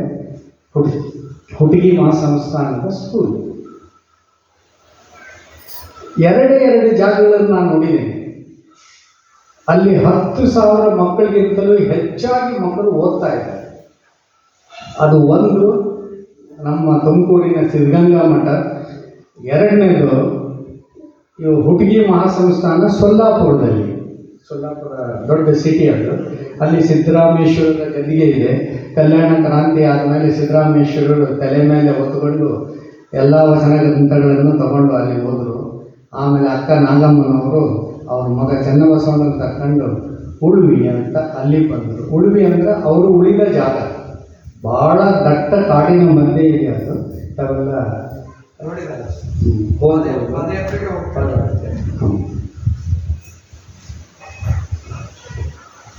ಸೊ ಈಗಲೂ ಕೂಡ ನಮ್ಮಲ್ಲಿ ಡೆಲ್ಲಿ ಕರ್ನಾಟಕ ಸಂಘ ಅಂತ ಒಂದಿದೆ. ನಿಮಗೆಲ್ಲ ನಾನು ಒಂದು ವಿಷಯ ಹೇಳ್ತೇನೆ. ನೀವು ನಿಮ್ಮ ಐ ಕಾರ್ಡ್ ತಗೊಂಡು ಆ ಕಡೆಗೆ ಏನಾದರೂ ಉತ್ತರ ಇಂಡಿಯಾ ನೋಡಬೇಕು ಅಂತ ಬಂದರೆ ನಮ್ಮ ಡೆಲ್ಲಿ ಕರ್ನಾಟಕ ಸಂಘದಲ್ಲಿ ನಿಮಗೆ ಉಳಿಲಿಕ್ಕೆ ವ್ಯವಸ್ಥೆ ಮಾಡ್ತೇವೆ. ಖರ್ಚು ಧಾರವಾಡ ಹುಬ್ಬಳ್ಳಿಗಿಂತಲೂ ಕಡಿಮೆ. ಎ ಸಿ ರೂಮ್ ಕೊಟ್ಟರೆ 1,000-1,200 ರೂಪಾಯಿಗೆ. ನೀವು 4 ಜನ ಇದ್ದೀರಿ ಅನ್ನೋದಾದರೆ 4 ಬೆಡ್ಗಳು ಇರ್ತಕ್ಕಂಥ ಪೂರ್ತಿ ಫ್ಯಾಮಿಲಿ ಇರ್ಬೋದು 1,800 ರೂಪಾಯಿಗೆ. ಅದು ತುಂಬ ಕೆಳಗಡೆಗೆ ಸಸ್ಯಾಹಾರಿ ಊಟ ಸಿಗುತ್ತೆ 8ರಿಂದ ರಾತ್ರಿ 11ರವರೆಗೆ. ನಮ್ಮ ಉಡುಪಿಯ ಒಬ್ಬ ಭಟ್ರು ಅದನ್ನು ನಡೆಸ್ಕೊಂಡು ಹೋಗ್ತಾ ಇದ್ದಾರೆ ದೆಹಲಿ ಕರ್ನಾಟಕ ಸಂಘದಲ್ಲಿ. ಇದನ್ನೆಲ್ಲ ಯಾಕೆ ಹೇಳ್ತೇನೆ ಅಂದರೆ, ಎಷ್ಟೋ ಜನಗಳಿಗೆ ನಾನು ಹೊಸದಾಗಿ ಹೋದಾಗ ಡೆಲ್ಲಿನಲ್ಲಿ ನನಗೆ PhD ಸ್ಕಾಲರ್ಶಿಪ್ಪು ಇಂಟ್ರ್ಯೂ ಬಂತು. ಆವಾಗ ಎಲ್ಲಿರ್ಬೇಕು ಅಂತಲೂ ಗೊತ್ತಿರಲಿಲ್ಲ. ಅಂದರೆ ನನ್ನ ಚಿಕ್ಕಪ್ಪ ಮೆಂಬರ್ ಆಫ್ ಪಾರ್ಲಿಮೆಂಟ್ ಇದ್ದರು, ಅವ್ರ ಮನೆಗೆ ಹೋದೆ, ನಾನು ಅಲ್ಲಿದ್ದೆ. ಆದರೆ ಬೇರೆಯವರಿಗೆ ಸೊ ನಾವು ಅದನ್ನು ಜನಗಳಿಗೆ ಬಳಕೆಗೆ ತರ್ತೇವೆ. ಅಷ್ಟೇ ಅಲ್ಲ, ನಾನು ಡೆಲ್ಲಿ ಕರ್ನಾಟಕ ಇದು ಸಂಘ ಅಲ್ಲದೆ ಡೆಲ್ಲಿ ಕನ್ನಡ ವಿದ್ಯಾಸಂಸ್ಥೆ ಅಂತ ಇದೆ ಅಲ್ಲಿ. ಅದರ ನಾನು ಪ್ರಧಾನ ಕಾರ್ಯದರ್ಶಿಯಾಗಿ ಅಧ್ಯಕ್ಷನಾಗಿ ಕೆಲಸ ಮಾಡಿ ಅಲ್ಲೊಂದು post graduate institute of computer science ಅಂತಂದು MCA ತಂದೆ. Sheila Dikshit first time CM. ನಮ್ಮ ಬೂಟ್ಗಳು ಸೌದ ಮೇಲೆ ಆ ಅಮ್ಮ ನಮಗೆ ಅಪ್ರೂವಲ್ ಕೊಟ್ಟರು. ಸೊ ಅದನ್ನು ಒಂದು ಕಟ್ಟಿದ್ವಿ. ಇವೆಲ್ಲ ಡೆಲ್ಲಿಯಲ್ಲಿರ್ತಕ್ಕಂಥ ಒಂದು ಸಂಸ್ಥೆಗಳ ಬಗ್ಗೆ ಇದು. ಆಮೇಲೆ BD ಜತಿಯವರು ಉಪರಾಷ್ಟ್ರಪತಿಗಳಿದ್ದರು, ಸ್ವಲ್ಪ ದಿನ ಹಂಗಾಮಿ ರಾಷ್ಟ್ರಪತಿಗಳಾಗಿ ಇದ್ದರು. ಆ ಟೈಮ್ನಲ್ಲಿ ನಾವು ಅವರೊಂದು ನಮಗೆ ಇದನ್ನು ಹೇಳಿದರು, ಬುದ್ಧಿ ಮಾತು. ನೀವೆಲ್ಲ ಲಿಂಗಾಯತರಲ್ಲಿ ಡೆಲ್ಲಿಯಲ್ಲಿದ್ದೀರಿ 100 ಮನೆಗಳು, ಒಂದು ಬಸವ ಇಂಟರ್ನ್ಯಾಷನಲ್ ಅಂತ ಕಟ್ಕೊಳ್ರಿ. ನಿಮ್ಮ ಕೆಲಸ ಏನು ಅಂದರೆ ದೇಶದ ಹೊರಗಿರ್ತಕ್ಕಂಥ ಲಿಂಗಾಯತರೆಲ್ಲ ಕೂಡಿಸಿ ಅವ್ರನ್ನ ಡೆಲ್ಲಿ ಕರೆದು ಆಮೇಲೆ ಅವ್ರ ಊರಿಗೆ ಕಳಿಸ್ಬೇಕು ಅಂತ. ಸೀದಾ ವಿಮಾನ ಬಂದು ಇಳಿತಾರೆ, ಡೆಲ್ಲಿಯಿಂದ ಅವರು ಊರಿಗೆ ಹೋಗ್ಬಿಡ್ತಾರೆ. ಅವ್ರನ್ನ ಡೆಲ್ಲಿಯಲ್ಲಿ ತಂಗಲಿಕ್ಕೆ ಏನಾದ್ರು ವ್ಯವಸ್ಥೆ ಮಾಡಿ ಮಾಡ್ತದೆ ಅಂತಂದು ಹೇಳಿ ನಾವು MP ಅವ್ರ ಮನೆಗಳಲ್ಲಿ ಇರಲಿಕ್ಕೆಲ್ಲ ವ್ಯವಸ್ಥೆ ಎಲ್ಲ ಮಾಡಿ ಅಲ್ಲಿ ಕೂಡ ಒಂದು ಬಸವ ಇಂಟರ್ನ್ಯಾಷನಲ್ ಸಂಸ್ಥೆ ನಡೆಸ್ಕೊಂಡು ಬರ್ತಾ ಇದ್ದೀವಿ. ವರ್ಷಕ್ಕೆ 2-3 ಸಲ ಭೇಟಿ ಆಗ್ತಿರ್ತೀವಿ. ಶಿವಶರಣ ಜಯಂತಿಗಳನ್ನು ಆಚರಿಸ್ತಾ ಇದ್ದೀವಿ. ಈಗಲೂ ನಡ್ಕೊಂಡು ಬಂದಿದೆ ಅದು. ಇದು ಬಸವ ಇಂಟರ್ನ್ಯಾಷನಲ್. ಆಮೇಲೆ ನಿಮಗೊಂದು ಈ ಸುನಾಮಿ ನಡೀತು. ಆ ಟೈಮ್ನಲ್ಲಿ ನಾನು ನಮ್ಮ ರಾಜ್ಯ ಸರ್ಕಾರಗಳಿಗೆ ಅನುದಾನ ಕೊಡೋದರಲ್ಲಿ ನಾವೆಲ್ಲ ಬ್ಯುಸಿ ಇದ್ವಿ. ಆವಾಗ ಒಬ್ಬರು ಶಿನ್ ಶಿವ ಅಂತ ಅವ್ರ ಹೆಸರು. ಶಿನ್ ಅಂದರೆ ಸ್ವಿಟ್ಜರ್ಲೆಂಡಿನ ಹೆಸರು. ಶಿವ ಅನ್ನೋದನ್ನು ಅವರು ಇಲ್ಲಿ ಬಂದು ಇಟ್ಕೊಂಡ್ರು. ಅವ್ರ ಹೆಂಡತಿ ಹೆಸರು ಪಾರ್ವತಿ. ಮಕ್ಕಳಾಗಿಲ್ಲ. ಅವರು ತಮ್ಮ ಜೀವನ ಉದ್ದಕ್ಕೂ ಕೂಡ ಶಿವನ ಇದರಲ್ಲೇ ಬಂದರು. ನಂತರ ನನಗೆ ಪರಿಚಯ ಆದರು. ಹೇಗೆ ಅಂದರೆ, ಯಾರೊಬ್ಬರು ಬಂದು ಹಿಂಗೆ ಸ್ವಾಮಿಗಳು ಬಂದಿದ್ದಾರೆ, ನೀವು ಅವ್ರು ಭೇಟಿ ಆಗಬೇಕು, ಇಲ್ಲಿ ಸುನಾಮಿ ಬಂತಲ್ಲ ಅವಾಗ ಅವ್ರ ಜೊತೆಗೆ ಹೋಗಿ ಸ್ವಲ್ಪ ಕೆಲಸ ಮಾಡಬೇಕು ಹೀಗೆ ಅಂತ. ಆಯ್ತಪ್ಪ ಅಂತ ನಾವು ಅವಾಗ ಸರ್ಕಾರದ ಕೆಲಸ ಬಿಟ್ಟು ಇದು ಸರ್ಕಾರೇತರ ಕೆಲಸ ನೋಡಿ. ಇವು ಸಮಾಜದ ಕೆಲಸ ಮಾಡ್ಬೇಕಾದ್ರೆ ನಾವು ರಜೆ ಹಾಕ್ಬೇಕಾಗ್ತದೆ, ಗೌರ್ಮೆಂಟ್ಗೆ ಹೇಳಂಗಿಲ್ಲ. ಸ್ವಾಮಿಗಳ ಜೊತೆ ಬಂದ್ವಿ. ಅಲ್ಲಿ ನಾಗಪಟ್ಟಣಂ ಡಿಸ್ಟಿಕ್ನಲ್ಲಿ ಅವರು ಒಂದು ಹಳ್ಳಿಯನ್ನು ದತ್ತು ತಗೊಂಡು ಅಲ್ಲಿ ಒಂದು ಸ್ಕೂಲು, ಕಮ್ಯುನಿಟಿ ಹಾಲು, ಒಂದು ಆಸ್ಪತ್ರೆ, 100 ಮನೆಗಳನ್ನು ಕಟ್ಟಿ ನಮ್ಮ ಮೀನುಗಾರರಿಗೆ ಬಿಟ್ಟು ಕೊಟ್ಟು ಹೋದರು ಅವರು. ಆ ಕೆಲಸದಲ್ಲಿ ನಾನು ಕೂಡ ಭಾಗಿಯಾಗಿದ್ದೆ. ಅವರು ಸ್ವಿಟ್ಜರ್ಲೆಂಡ್ ಆದರೂ ಕೂಡ ಶಿವನ ಬಗ್ಗೆ ಇಷ್ಟು ಅಂದರೆ ಅಪಾರ ಪಾಂಡಿತ್ಯ ಕಡಿಮೆ. ನಮ್ಮ ಇಂಡಿಯಾದ ಎಲ್ಲ ಒಂದು ಸ್ವಾಮಿಗಳನ್ನು ಮಠಮಾನ್ಯರನ್ನು ಕಂಡು ಭೇಟಿಯಾಗಿ ಈಗಲೂ ಅವರು ಒಂದು ಗಂಗಾ ನದಿಯ ದಡದಲ್ಲಿ ಋಷಿಕೇಶದಿಂದ ಮುಂದೆ 22 ಕಿಲೋಮೀಟರ್ ದೂರದಲ್ಲಿ 25 ಎಕರೆ ಜಮೀನು ತಗೊಂಡು ಅದನ್ನು ಬೆಳೆಸಿ ಅಲ್ಲಿ ಆಶ್ರಮ ಕಟ್ಟಿದ್ದಾರೆ. ಹೋದರಿಗೆ ಬಂದರಿಗೆ ಇಲ್ಲಿ ವ್ಯವಸ್ಥೆ ಇದೆ, ಯೋಗ ಇದೆ, ಎಲ್ಲ ಒಂದಿದ್ದನ್ನು ಅವರು 3 ತಿಂಗಳು ಇರ್ತಾರೆ. ತುಂಬ ಚಳಿಯಾದ ಸ್ವಿಟ್ಜರ್ಲೆಂಡ್ ಇಲ್ಲಿ ಬರ್ತಾರೆ. ಆವಾಗ ಫಾರಿನರ್ಸು ಕೂಡ ಬರ್ತಾರೆ. ಸೊ ಯಾರಾದರೂ, ನಾನು ಕೂಡ ಅಲ್ಲಿ ಹೋಗಿದ್ದೀನಿ, ಅವ್ರ ಆಶ್ರಮದಲ್ಲಿ ಇದ್ದೀನಿ ಒಂದು ಸಾಕಷ್ಟು ಸಾರಿ, ಅದು ಕೂಡ. ಸೊ ಅಂತಾರೆ ಬರೀ ನಾವು ಮಾಡ್ತೇವೆ ಅಂತ ನಾವು ಎದುರುಕಟ್ಟು ಹೇಳ್ತೀನಿ ಅದೆಲ್ಲ, ಹೊರದೇಶದವರು ಕೂಡ ಶಿವನ ಧ್ಯಾನ ಮಾಡ್ತಾರೆ, ಶಿವನ ನೆನೆಸ್ತಾರೆ. ಅಂದರೆ ಶಿವ ಇಡೀ ಪ್ರಪಂಚಕ್ಕೆ ಅದಕ್ಕೆ ಹೇಳೋದು ಪರಮಶಿವ ಅಂತ. ಶಿವ ಆದಮೇಲೆ ಬೇರೆ ಯಾವ ದೇವರೂ ಇಲ್ಲ. ಇದೆಲ್ಲ ನನ್ನ ಒಂದಿದು. ಇನ್ನು ಸೈಂಟಿಸ್ಟ್ ಎಲ್ಲ ಸ್ವಲ್ಪ ಸಂಶೋಧನೆ ಬಗ್ಗೆ ಮಾತಾಡ್ಬೇಕಾಗುತ್ತೆ. ಇದೆಲ್ಲ ನನ್ನ ಒಂದು ಒಡನಾಟ, ಗುರು ಪೂಜ್ಯರ ಒಡನಾಟ, ಮಠಮಾನ್ಯರ ಒಡನಾಟ, ದೆಹಲಿಯ ಒಡನಾಟ ಇದೆ. ನಂತರ ನಾನು ಮಾಡಿದ್ದು 2 ಸಂಶೋಧನೆಗಳು. ಒಂದು ಉತ್ತರ ಭಾರತದಲ್ಲಿ ಬಹುತೇಕ ಹರಿಯಾಣ ಮತ್ತು ರಾಜಸ್ಥಾನ ಮತ್ತು ಪಶ್ಚಿಮ ಉತ್ತರ ಪ್ರದೇಶಗಳಲ್ಲಿ ಅಲ್ಲಿಯ ಒಂದು ನೀರು ಮತ್ತು ನೆಲ ಎಲ್ಲದರಲ್ಲೂ ಉಪ್ಪಿನಂಶ ಜಾಸ್ತಿ ಆಗಿಬಿಟ್ಟು ಯಾವುದೇ ಫಸಲು ಬರಲ್ಲ. ನಮ್ಮ ಕೆಂಚನಗೌಡ ಇದ್ದಾರೆ, ಅವರು ಜಿಪ್ಸಮ್ ಹಾಕಿಬಿಟ್ಟು ಸಾಕಷ್ಟು ಕೆಲಸಗಳನ್ನು ಮಾಡಿದ್ದಾರೆ. ನಮ್ಮಲ್ಲಿ ಭಾರತೀಯ ಕೃಷಿ ಅನುಸಂಧಾನ ಪರಿಷತ್ತಿನಲ್ಲಿ ಸೆಂಟ್ರಲ್ ಸಾಯಿಲ್ ಸೆಲೆನಿಟಿ ರಿಸರ್ಚ್ ಇನ್ಸ್ಟಿಟ್ಯೂಟ್ ಅಂತ ಕರ್ನಾಟಕದಲ್ಲಿದೆ. ಅಲ್ಲಿ ಹೋಗಿದ್ದೆ ನಾನು, ಎಲ್ಲ ನೋಡಿದ್ವಿ. ಕೊನೆಗೆ ನನ್ನ ಗುರುಗಳು ಬಾಂಬೆಯಿಂದ ನಾನು ಕಳಿಸಿದರು, ಇದಕ್ಕೇನಾದರೂ ಪರಿಹಾರ ಮಾಡಬೇಕಾದ್ರೆ ನೀನು ಹೋಗು. ಆವಾಗ ನನಗೆ ಆಗಲಿಲ್ಲ, ಆಗಲಿಲ್ಲ, ಹಿಂದಿ ಏನು ಗೊತ್ತಾಯಿಲ್ಲ, ಬರೀ ಇಂಗ್ಲೀಷ್. ಅಲ್ಲಿ ಹೋದರೆ ಲ್ಯಾಬ್ರೋಟ್ರಿನಲ್ಲಿ get 1 litre of 1 beaker 1 litre of water ಅಂದ್ರೆ ಅವರು ಯು ಗೆಟ್ ಮೀ ಪಿಪೆಟ್ ಅಂದ್ರೆ ನಿಂತ್ಕೊಳ್ಳ. ನಾವು ಅವ್ನು ಇಂಗ್ಲೀಷ್ ಗೊತ್ತಿಲ್ಲ, ನನಗೆ ಹಿಂದಿ ಗೊತ್ತಿಲ್ಲ. ಅಂಥದ್ರಲ್ಲಿ ನಾನು 8 ವರ್ಷ ಒಂದು ಹಳ್ಳಿನಲ್ಲಿ ಇದ್ದೆ. ಅವ ಹುಡುಗ, ನಾನೇ ಅಡುಗೆ ಮಾಡ್ಕೊಂತಿದ್ದೆ. ಯಾಕಂದರೆ ಅಲ್ಲಿ ಬಿಳಿ ಅನ್ನ ಸಿಗ್ತಿರ್ಲಿಲ್ಲ, ತಂದೂರಿ ರೊಟ್ಟಿ, ದಾಲು, ಪಾಳೆ ಎಲ್ಲ ಸಿಗ್ತಿತ್ತು. ಅವಾಗ ನಾನು ಒಂದು ಈಗೆಲ್ಲ ಸ್ಟೌವ್ ಅವೆಲ್ಲ, ಈಗೆಲ್ಲ LPG ಅವೆಲ್ಲ, ಈಗ ಸಿಮೆಂಟ್ ಸ್ಟವ್ ತಗೊಂಡು ಹೊಡ್ಕೊಂಡು ಅನ್ನ ಮಾಡ್ಕೊಂಡು ಬೇಳೆ ಮಾಡ್ಕೊಂಡು ಸಾಂಬಾರು ಪೌಡ್ರ್ ತರಕ್ಕೆ ಡೆಲ್ಲಿಗೆ ಹೋಗ್ತಿದ್ದೆ. ಯಾಕಂದ್ರೆ ಅಲ್ಲಿಗೂ 100 ಕಿಲೋಮೀಟರ್ ದೂರ. ಈಗಲೂ ಕೂಡ ನಾವು ರಾಜಸ್ಥಾನದಲ್ಲಿ ಸಾಂಬಾರ್ ಲೇಕ್ ಅಂತ ಇದೆ, ಗುರುಗಳ ಹತ್ರ ನಾನು ನಿನ್ನೆ ಮಾತಾಡ್ತಾ ಇದ್ದೆ. ಅದು ತುಂಬ ಉಪ್ಪಿನ ನೀರಿನ ಲೇಕು. ಅಲ್ಲಿ ಒಂದು 50 ಟನ್ ಉಪ್ಪನ್ನು ತಯಾರಿಸ್ತಾರೆ ಪ್ರತಿ ವರ್ಷ, ಮಳೆ ಕಡಿಮೆ ಬಿದ್ದಾಗ. ಹರಿಯಾಣದಲ್ಲಿ ಗುರುಗ್ರಾಮ ಅಂತಕ್ಕಂಥ ಒಂದು ಜಿಲ್ಲೆಯಿಂದ, ಆ ಹೆಡ್ ಕ್ವಾರ್ಟರ್ಸ್ನಿಂದ 20 ಕಿಲೋಮೀಟರ್ ದೂರದಲ್ಲಿ ಬ್ರೈನ್ ವೆಲ್ಸ್ ಅಂತ ಇತ್ತು, ಉಪ್ಪಿನ ಬಾವಿಗಳು, ಕೊಳವೆ ಇದ್ದು ನಾವೇನು ನೀರಿಸಿದ ಬಾವಿ ಇರ್ತಾವಲ್ಲ ಆ ಥರ. ಅದರಿಂದ ನನ್ನ ಎದುರಿಗೇನೆ 1980ರಲ್ಲಿ 81ರಲ್ಲಿ 12 ಟನ್ ಉಪ್ಪನ್ನು ನಾವು ಉತ್ಪಾದಿಸಿದ್ದೀವಿ. ಅಂದರೆ ಅಷ್ಟು ಬ್ರೈನ್ ವೆಲ್ಸ್ಗಳು ಇದ್ವು ಅವಾಗ. ಈಗೆಲ್ಲ ಮುಗಿದವು, ಯಾಕೆಂದರೆ ಸಾಕಷ್ಟು ನಾವು ಅಗ್ರಿಕಲ್ಚರಲ್ಲಿ ತುಂಬ ಮುಂದುವರೆದ್ವಿ. ಆ ಉಪ್ಪಿನಂಶ ತೆಗಿಲಿಕ್ಕೆ ಏನೇನು ಮಾಡಬೇಕು, ಲೀಚಿಂಗ್ ಎಫೆಕ್ಟ್ ಅಂತ ನಮ್ಮ ಸೈನ್ಸ್ನಲ್ಲಿ, ಅದು ತುಂಬ ಕಡಿಮೆ ಇತ್ತು. ಅದನ್ನು ನಾವು ಇಂಪ್ರೂವ್ ಮಾಡಿದ್ವಿ. ಅಂದರೆ ಭಾರತೀಯ ಕೃಷಿ ಅನುಸಂಧಾನ ಪರಿಷತ್ತಿನವರು ಆಯಾ ಸ್ಟೇಟ್ ಗೌರ್ಮೆಂಟ್ಗಳಲ್ಲಿ ಯಾವ್ಯಾವ ಕೃಷಿ ವಿಶ್ವವಿದ್ಯಾಲಯಗಳು, ಉದಾಹರಣೆಗೆ ನಮ್ಮ ಧಾರವಾಡ, ಅದಕ್ಕೆ ಉಪಯೋಗ ಮಾಡಿದ ಮೇಲೆ ಈಗ ಸಮುದ್ರದಿಂದ ಮೀನುಗಳನ್ನು ತಗೊಂಡು ಹೋದ್ವಿ ನಾವು. ಅದು ನನ್ನ ಕೆಲಸ ಇತ್ತು. ನಮ್ಮ ಬಾಸ್ ಹೇಳಿದ್ದು, ಆ ಸಮುದ್ರ ಅದು ಉಪ್ಪಿನ ಅಂಶ ಎಷ್ಟಿತ್ತು ಅಂದರೆ 1 ಲೀಟರ್ ನೀರಿನಲ್ಲಿ 3.5 ಗ್ರಾಮ ಉಪ್ಪು ಇರ್ತದೆ ಸಮುದ್ರದಾದರೆ. ಅಲ್ಲಿ 2.8 ಗ್ರಾಮ್ ಉಪ್ಪಿರ್ತಕ್ಕಂಥ ಪ್ರದೇಶ ಇತ್ತು. ಅವನ್ನೆಲ್ಲ ನಾವು ಟ್ಯೂಬ್ವೆಲ್ಗಳ ಮುಖಾಂತರ ನೀರು ತೆಗೆದು ಪಾಂಡ್ಗಳನ್ನು ಕಟ್ಟಿ ಬಾಂಬೆಯಿಂದ ಮೀನು ಮತ್ತು ಸಿಗಡೆ ಮೀನಿನ ಮರಿಗಳನ್ನು ತಗೊಂಡು ಹೋಗಿ ಸಾಕಿ ಅಲ್ಲಿ ಒಂದು ದೊಡ್ಡ ರಿಸರ್ಚ್ ಸ್ಟೇಷನ್ ಮಾಡಿದ್ವಿ. ಈಗಲೂ ಅದು ಭಿವಾನಿ ಡಿಸ್ಟಿಕ್, ರೋಹ್ತಕ್ ಡಿಸ್ಟಿಕ್ ಎರಡರ ನಡುವೆ ಲಾಲಿ ಮತ್ತು ಬನಿಯಾನಿ ಅಂತಕ್ಕಂಥ ಎರಡು ಹಳ್ಳಿಗಳ ನಡುವೆ 50 ಎಕರೆ ಜಮೀನಲ್ಲಿ ನಮ್ಮದು ಪರ್ಮನೆಂಟ್ ರಿಸರ್ಚ್ ಸ್ಟೇಷನ್ ನಡೀತಾ ಇದೆ. ಅಂದರೆ ನಾವು 2 ಬೆಳೆ ತೆಗಿತೀವಿ, ಮೀನಿನ ಕೃಷಿ, ಜಲಕೃಷಿ ಅಂತ ಕರಿತೀವಿ.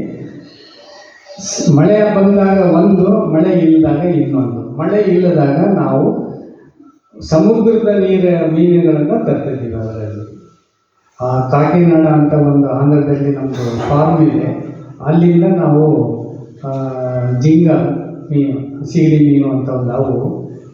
ಆಮೇಲೆ ಕೇರಳದಿಂದ ಒಂದು ಪರ್ಲ್ ಸ್ಪಾಟ್ ಅಂತ ಅದು ಕರಿ ಮೀನು ಅಂತ ಕರೀತಾರೆ ಅದು. ಆಮೇಲೆ ಮಿಲ್ಕ್ ಫಿಶ್ ಅಂತದ್ದು, ಮಲೆಟ್ ಅಂತಕ್ಕಂಥದ್ದು, ಈ ಥರದ್ದನ್ನು ಅಲ್ಲಿ ಬೆಳೆಸಿ, ನಂತರ ಮಳೆ ಜಾಸ್ತಿ ಆದಾಗ ಉಪ್ಪಿನಾಂಶ ಕಡಿಮೆ ಆದಾಗ ಕಾಮನ್ ಕಾರ್ಪ್ ಅಂತಕ್ಕಂಥ ಒಂದನ್ನು ಇವನ್ನೆಲ್ಲ ಮಾಡಿ ನಾವು ನಮ್ಮ ರಾವ್ ಬೀರೇಂದ್ರ ಸಿಂಗ್ ಅಂತ ನಮ್ಮ ಕೃಷಿ ಮಂತ್ರಿ ಇದ್ದರು, ಅವರು ಗುರುಗ್ರಾಮದವರು. ಅವರು ಒಂದರಿಂದ ನಾನು ಬಾಂಬೆಯಿಂದ PhD ಕೆಲಸ ಅದನ್ನೇ ತಗೊಂಡು ಮಾಡಿ ಹರಿಯಾಣದಲ್ಲಿ 12 ವರ್ಷ ಇದ್ದೆ ಹಳ್ಳಿನಲ್ಲಿ. 8 ವರ್ಷ ಮೊದಲು, ಆನಂತರ ಸಿಟಿಗೆ ಶಿಫ್ಟ್ ಆಗಿ ಮದುವೆ ಆಯಿತು. ಇದು ಒಂದು ನನ್ನ ಸಂಶೋಧನೆಯ ಒಂದು ಅಂಗ. ನಂತರ ರಾವ್ ಬೀರೇಂದ್ರ ಸಿಂಗ್ ಸಾಹೇಬರು ನೀನು ನನಗೆ OSD ಆಗಬೇಕು ಅಂತ, ಆಫೀಸರ್ ಸ್ಪೆಷಲ್ ಡ್ಯೂಟಿ ಆಗಬೇಕು ಅಂತ ಕೃಷಿ ಮಂತ್ರಾಲಯಕ್ಕೆ ನನ್ನ ಕರೆಸ್ಕೊಂಡ್ರು. ಅಲ್ಲಿ ನಾವು ಪ್ರಾಜೆಕ್ಟ್ ಫಾರ್ಮುಲೇಷನ್ನೆಲ್ಲ ಮಾಡ್ತಾ ಕೆಲಸಗಳು. ನಂತರ 2ನೇ ಸಂಶೋಧನೆ ನಮ್ಮದು ಬಯೋಟೆಕ್ನಾಲಜಿ. ಯಾಕಪ್ಪ ಇದು ಅಂದರೆ, ನಾನು ಅಲ್ಲಿ biotechnology department, ministry of science and ಟೆಕ್ನಾಲಜಿನಲ್ಲಿ ಸೀನಿಯರ್ ಸೈಂಟಿಸ್ಟಾಗಿ ಕೆಲಸ ಸಿಕ್ತು, ಅಲ್ಲಿ ಹೋದೆ. ಆವಾಗ ಮೆಡಿಸಿನಲ್ ಪ್ಲಾಂಟ್ ಬಗ್ಗೆ ತುಂಬ ನನಗೆ ಇಷ್ಟ. ಸೊ ಹಾಗಾಗಿ ಮೆಡಿಸಿನಲ್ ಪ್ಲಾಂಟ್ ತಗೊಂಡು 2ನೇ PhD ಮಾಡಿದೆ. ಅದು ಡ್ರಗ್ ಡಿಸ್ಕವರಿ. ಇದು ಎಂಥದ್ದಂತಾರೆ, ಒಂದು ಮರ ಇದೆ, ಅದು ಬಡವರ ಇದು ಬಾದಾಮಿ ಅಂತ ಕರೀತೀವಿ. ಶೇಂಗ ಅಲ್ಲ, ತ್ಯಾಗದ್ದು ಅಲ್ಲ ಅದು, ಅದಕ್ಕೆ ಬೇರು ಬೀಜ. ನೀನೆ ಮರ್ತೋಗ್ಬಿಡ್ತದೆ. ಹೌದೌದು, ಅದ್ರದ್ದು ಮರದ ತೊಗಟೆ ನನ್ನ ಸಂಶೋಧನೆ. ಯಾಕಂದರೆ ಹಣ್ಣು ಬೀಜದ ಬಗ್ಗೆ ಪ್ರಪಂಚದಲ್ಲಿ ಎಲ್ಲ ಕಡೆಗೂ ಮಾಡಿದ್ದಾರೆ. ಗೇರಿನ ಹಣ್ಣು, ಗೇರು ಬೀಜ. ಆದರೆ ನಾವೇನಾದರೂ ಔಷಧಿ ತೆಗಿಬೇಕು ಅನ್ನೋದಾದರೆ ನಮಗೆ 365 ದಿನವೂ ರಾ ಮೆಟೀರಿಯಲ್ ಸಿಗಬೇಕಾಗುತ್ತೆ. ಆವಾಗ ಮಾತ್ರ ಔಷಧಿಯನ್ನು ನಾವು ಕಂಡುಹಿಡಿಬೋದು ಅಂತ ಹೇಳಿ. ಸೊ ಮರದ ತೊಗಟೆಯನ್ನು ನಾನು ಟ್ರೈ ಮಾಡಿದಾಗ ನನಗೆ ಒಂದು ಒಳ್ಳೆಯ ರಿಸಲ್ಟ್ ಸಿಕ್ತು. ಕ್ಯಾನ್ಸರ್ಗೆ ನಾವು ಟ್ರೀಟ್ಮೆಂಟ್ ಕೊಡಿಸ್ತೀವಿ. ಅದನ್ನು ಸೆಂಟ್ರಲ್ ಡ್ರಗ್ ರಿಸರ್ಚ್ ಇನ್ಸ್ಟಿಟ್ಯೂಟ್ ಲಕ್ನೋದಲ್ಲಿದೆ, ನಮ್ಮ ಭಾರತ ಸರ್ಕಾರದ್ದು. ಮತ್ತು Tata memorial research centre for treatment and ಇದು ರಿಸರ್ಚ್ ಬಾಂಬೆನಲ್ಲಿದೆ. ಅಲ್ಲಿ ಡಾಕ್ಟರ್ R.P. ಜುವೇಕರ್ ಅನ್ನೋರು ನನ್ನ ಒಂದು ರಿಸರ್ಚನ್ನು ವ್ಯಾಲಿಡೇಟ್ ಮಾಡಿದರು. ವ್ಯಾಲಿಡೇಟ್ ಮಾಡಿ ಮತ್ತು ರಿವ್ಯಾಲಿಡೇಷನ್ಗೆ CDRI ಲಕ್ನೋ ಕಳಿಸಿದ್ವಿ, ಅಲ್ಲಿ ಆಯಿತು. ಕ್ಯಾನ್ಸರ್ ಕೂಡ ಅಲ್ಲಿ ಸೆಲ್ಗಳು, ಜೀವಕೋಶಗಳು ಸತ್ತು ಹೋಗ್ತವೆ ಈ ಔಷಧಿ ಹಾಕೋದ್ರಿಂದ ಅಂತ. ಅಷ್ಟೊತ್ತಿಗೆ ನನಗೆ ರಿಟೈರ್ಮೆಂಟ್ ಆಯಿತು. ಭಾರತ ಸರ್ಕಾರದವ್ರು ಮನೆಗೆ ಹೋಗು ಅಂದರು. ಈ ಥರ ನಮ್ಮಲ್ಲಿ ನೋಡಿ, ಅದೇ ಹೊರದೇಶಗಳಲ್ಲಿ ನೀವು ರಿಟೈರ್ಡ್ ಆದರೂ ನೀವು ಲ್ಯಾಬಿಗೆ ಬರ್ಬೋದು, ಕೆಲಸ ಮಾಡ್ಬೋದು, PhD ಹುಡುಗರಿಗೆ ಗೈಡ್ ಮಾಡ್ಬೋದು. ಆವಾಗ ಇನ್ನಷ್ಟು ರಿಸರ್ಚ್ ಪೇಪರ್ಸ್ ಬರ್ತದೆ. ಅದೇ ನಮ್ಮ ಭಾರತ ಸರ್ಕಾರದಲ್ಲಿ ಮತ್ತು ವಾಪಸ್ ನಾನು ಲ್ಯಾಬ್ ಹೋಗಿ ಇವ್ನಿಗೆ ಹಾಕೊಂಡಪ್ಪ ರಿಟೈರ್ಡ್ ಆಗಿದ್ದಾನು, ಮತ್ತು ಇವ್ನಿಗೆ ಏನು ಪಾಲಿಟಿಕ್ಸು. ಸೊ ನನಗೆ ಜರ್ಮನಿಯವರು ಬರೀತಾ ಇದ್ದಾರೆ, ನೀವು ರಿಸರ್ಚ್ ಮಾಡಿರಿ, ನಿಮ್ಮ ಪೇಪರ್ಗಳು ಭಾಳ ಚೆನ್ನಾಗಿ ಬಂದು ನಮಗೆ ಇದರ ಬಗ್ಗೆ ಇನ್ನೂ ಹೆಚ್ಚಿನ ಜ್ಞಾನ ತಿಳಿಬೇಕಾಗಿದೆ. ಯಾಕಂದರೆ ಇಡೀ ಪ್ರಪಂಚದಲ್ಲಿ ನಮ್ಮಲ್ಲಿ ಇರುವ ಆಯುರ್ವೇದದ ಬಗ್ಗೆ ತುಂಬ ಆಸಕ್ತಿ ವಹಿಸುತ್ತಿರುವ ದೇಶ ಅಂದರೆ ಜರ್ಮನಿ. ಅವರು ತುಂಬ ಆಸಕ್ತಿ ವಹಿಸ್ತಾರೆ ಜರ್ಮನಿಯವರು. ನಮ್ಮನ್ನು ತುಂಬ ಹೊಗಳ್ತಾರೆ, ಈ ಒಂದು ವಿಷಯದಲ್ಲಿ ನೀವೆಲ್ಲ ಮಾಡ್ತಿದ್ದೀರಿ ಅಂತ. ಸೊ ನಂತರ ಇತ್ತೀಚೆಗೆ ನಮ್ಮ ಸ್ವಾಮಿಗಳ ಪೂಜ್ಯರ ಒಂದು ದರ್ಶನ ಆಯಿತು. ಬೆಂಗಳೂರಿನಲ್ಲಿ ಒಂದು ಅದೇ ಪುಸ್ತಕನ ಬಿಡುಗಡೆ ಮಾಡಿದ್ವಿ, ವಚನಾಂಕಿತ ನಾಮಗಳ ವೈಶಿಷ್ಟ್ಯ ಮತ್ತು ವೈವಿಧ್ಯ. ಆವಾಗ ಒಬ್ಬ ಮಹಿಳೆ ಪುಸ್ತಕ ಖರೀದಿ ಮಾಡಿದ್ರು. ನನ್ನ ಜೊತೆಗೆ ಅವ್ರು ವಾಕ್ ಮಾಡ್ತಾಳೆ. ಏನು ಅನ್ಪೂರ್ಣಮ್ಮ ನಿನಗೆ ಈ ಪುಸ್ತಕ ಓದಿ ಅರ್ಥಕಥ ಹೆಂಗೆ ಓದ್ತಿದ್ದೆ, ನಿನಗೆ ಓದಕ್ಕೆ ಬರಲ್ಲ ಅಂತಿದ್ದೆ. ಸರ್ ನಾನು ಮೊಮ್ಮಗನ ದಿನಾಲು ಸಾಯಂಕಾಲ ಅವನಿಗೆ ಚಾಕ್ಲೇಟ್ ಕೊಟ್ಟು ಕುಂದಿರ್ಸ್ಕೊಂತಾನೆ, ಅವನು ಇದನ್ನು ಓದ್ತಾ ಹೋಗ್ತಾನೆ, ನಾನು ಕೇಳ್ತಾ ಹೋಗ್ತಾನೆ. ನೋಡಿ, ಮಹಿಳೆ, ಅವಿದ್ಯಾವಂತ ಮಹಿಳೆ, ಅಶಿಕ್ಷಿತ ಮಹಿಳೆ, ಪೂಜ್ಯರ ಪುಸ್ತಕದ ಬಗ್ಗೆ ನಿಮ್ಗೆ ಯಾಕೆ ಇಷ್ಟು ಇಂಟ್ರೆಸ್ಟ್ ಬಂತು ಅಂದೆ. ಅಲ್ಲ ಸ್ವಾಮಿ, ನೀವು ಅವತ್ತು ಸ್ವಾಮಿಗಳು ಕರ್ಕೊಂಡು ಬಂದಿದ್ರಲ್ಲ, ಅವರ ಭಾಷಣ ಕೇಳಿ ನನಗೆ ಈ ಪುಸ್ತಕ ಓದಲೇಬೇಕು ಅನಿಸ್ತು. ಅವಳಲ್ಲಿ ಮಗ ಕೊಟ್ಟ ಹಣದಲ್ಲಿ ಉಳಿಸ್ಕೊಂಡು 500 ರೂಪಾಯಿ ಕೊಟ್ಟ ಪುಸ್ತಕ ಖರೀದಿ ಮಾಡಿಲ್ಲ ಮಹಿಳೆ. ಅದು ಈ ಗುರುಗಳಲ್ಲಿ ಇಟ್ಟ ಒಂದು ಭಕ್ತಿ, ಪ್ರೀತಿ, ಭಾವ ಅವಳನ್ನು ಪುಸ್ತಕ ಖರೀದಿ ಮಾಡೋದು ಮಾಡ್ತಾರೆ. ಸೊ ಆಮೇಲೆ ಈ ಪೂಜ್ಯರ ಒಂದು ಪ್ರಾಕೃತಿಕ ಚಿಕಿತ್ಸೆ ಐತಲ್ಲ, ನನಗೆ ತುಂಬ ಇಷ್ಟ. ನನಗೀಗ 71 ವರ್ಷ ನಡೀತಾ ಇದೆ, 70 ಮುಗಿದಿದೆ. ಅದಕ್ಕೆ ನನ್ನ ಬಯಾಲಜಿಕಲ್ ಇಯರ್ ನಂದು 65 ವರ್ಷ ಅಂತ ಬಾಡಿ ಮಾಸ್ ಇಂಡೆಕ್ಸನ್ನು ನೋಡ್ಬಿಟ್ಟು ನೋಡಿದರೆ ನಾನು 65 ವರ್ಷ. ಬಟ್ ನಿಜವಾದ ಹುಟ್ಟಿ ನಾನು 71 ವರ್ಷದಲ್ಲಿ ಕಾಲಿಟ್ಟಿದ್ದೀನಿ. ಇವರು ಯಾರೋ ಇದ್ರಲ್ಲ, ನಮ್ಮ ಶಿವಾನಂದ ಬೆಳ್ಳು, ಭಾಳ ಖುಷಿ ಆಯ್ತು ಅವ್ರು ನೋಡಿ ನನಗೆ.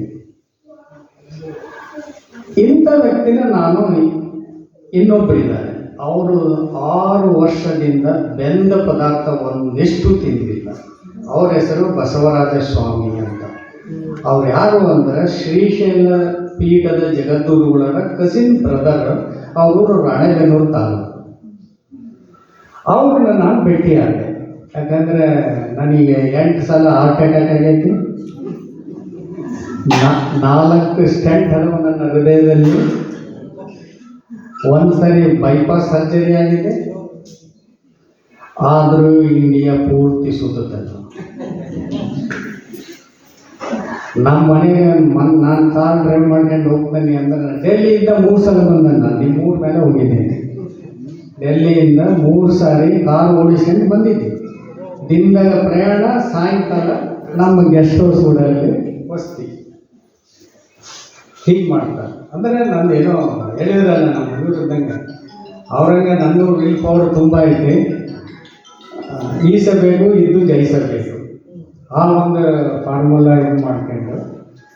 ಆಮೇಲೆ ಬಸವಾನಂದ ಸ್ವಾಮಿಗಳ ಒಂದು ಇದನ್ನು ನನಗೆ ನಮ್ಮ ಪೂಜ್ಯರು ನೈಸರ್ಗಿಕ ಚಿಕಿತ್ಸೆ ಬುದ್ಧಿ, ನನ್ನ ಫ್ರೆಂಡ್ ಒಬ್ಬರು ಇದ್ದಾರೆ, ಡಾಕ್ಟರ್ ಚಿದಾನಂದ ಮೂರ್ತಿ ಅಂತ, ಭಾಳ ಕ್ಲೋಸ್ ಫ್ರೆಂಡ್ ಡೆಲ್ಲಿನಲ್ಲಿ. ಅವರು ನಾವು ಒಟ್ಟಿಗೆ ಶಿಕ್ಷಣ ಸಂಸ್ಥೆಯಲ್ಲಿ ನಾನು ಅಧ್ಯಕ್ಷನಾಗಿದ್ದೆ. ಆವಾಗ ಅವ್ರನ್ನು ನಾನು ಬೋರ್ಡಿಗೆ ತಗೊಂಡಿದ್ದೆ.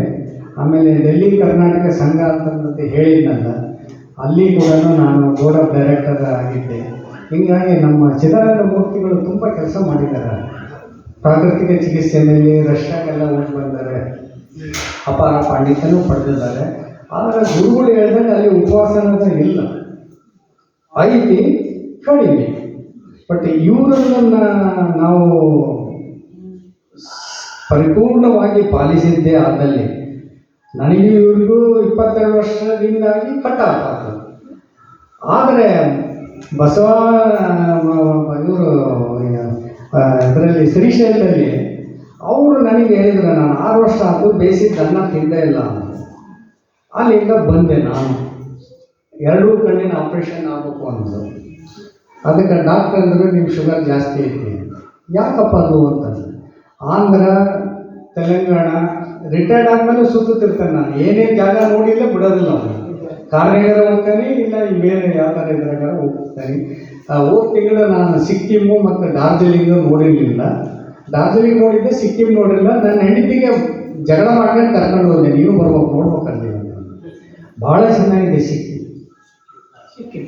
ನಾನು ನೀವು ಯಾವುದೇ ಒಂದು ಹಿಲ್ ಸ್ಟೇಷನ್ ಹೆಸರು ಹೇಳ್ರಿ, ಅದನ್ನು ನೋಡಿದ್ದೀನಿ. ಸಿಕ್ಕಿಂ ಗ್ಯಾಂಗ್ಟಾಕ್ ಅಂತ ಅದರ ರಾಜಧಾನಿ.